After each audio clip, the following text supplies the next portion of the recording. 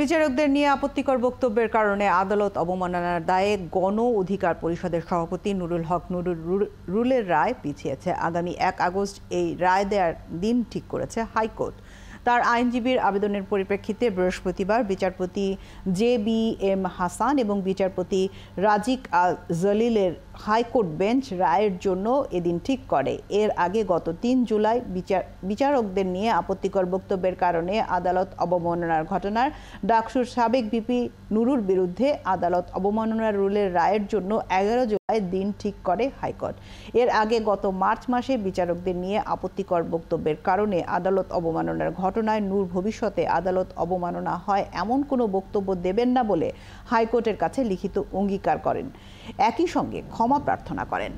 এখন জন্ম সনদ দিয়ে খোলো বিকাশ স্টুডেন্ট অ্যাকাউন্ট। নিজের বিকাশ নিজে কর।